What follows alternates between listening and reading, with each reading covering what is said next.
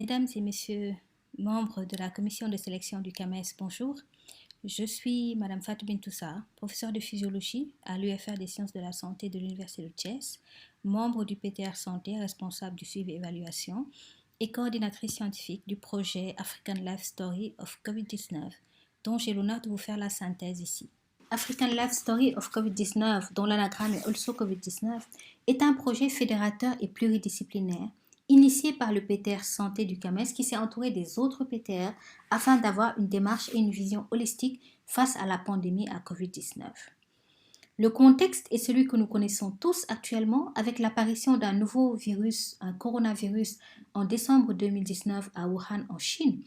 Coronavirus qui s'attaque principalement à l'appareil respiratoire, mais qui s'attaque également aux autres appareils et qui entraîne dans les cas sévères une défaillance multiviscérale à l'origine de centaines de milliers de décès dans le monde. Aucun continent n'a été épargné et des chiffres récents de l'OMS font état de plus de 5 500 000 cas, plus de 350 000 décès, chiffres qui sont encore en constante augmentation malheureusement. L'Afrique a également été touchée, mais l'Afrique se caractérisait bien avant le coronavirus par un profil sanitaire particulier marqué par la présence de maladies transmissibles auxquelles s'ajoutaient les maladies chroniques non transmissibles. Mais l'Afrique se caractérise également par un profil socio-économique et culturel différent, tous facteurs qui ont certainement fait que le profil pandémique observé en Afrique était différent de celui observé sur les autres continents. Face à la pandémie, les États ont mis en place différentes stratégies de riposte, allant de l'état d'urgence au confinement total ou partiel ou encore à l'adoption simple des mesures barrières. Mais toutes ces stratégies doivent nécessairement être analysées afin d'améliorer leur efficacité.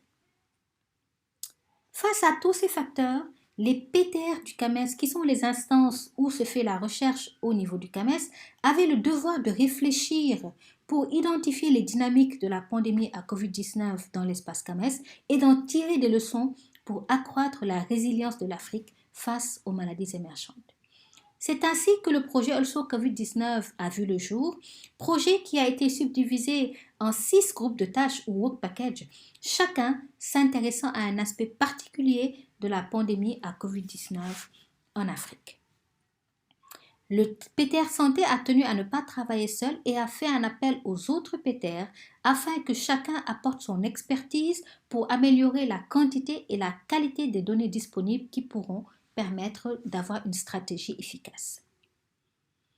C'est ainsi que 13 pays sont concernés par cette étude et 19 institutions d'enseignement et de recherche du CAMES vont participer. Cependant, chaque pays, chaque institution, selon les compétences présentes et selon la plateforme disponible, prendra en compte l'exploitation et l'analyse d'un des aspects du projet Also COVID-19. Et nous attendons de ce projet les résultats suivants.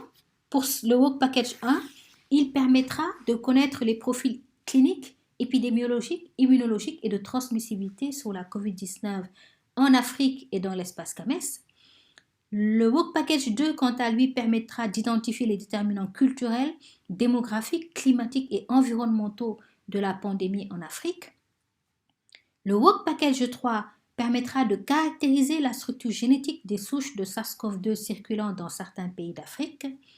Le Work Package 4, quant à lui, nous permettra de connaître le statut virologique de la faune domestique, de la faune de ferme, mais également de la faune sauvage avec lesquelles nous sommes en contact.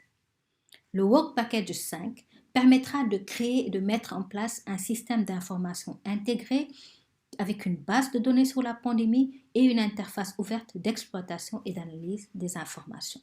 Le Work Package 6, qui est le chef d'orchestre de ce projet, se chargera de le cadrer dans le temps et dans l'espace, de le planifier de manière adéquate, de bien gérer les ressources qui seront obtenues, de bien gérer, planifier et lutter contre les risques, de communiquer de manière adéquate, mais également de faire le suivi du projet, son évaluation continue afin de l'améliorer pour que les données que nous obtiendront soient des données exploitables et qui permettront d'avoir une stratégie efficace.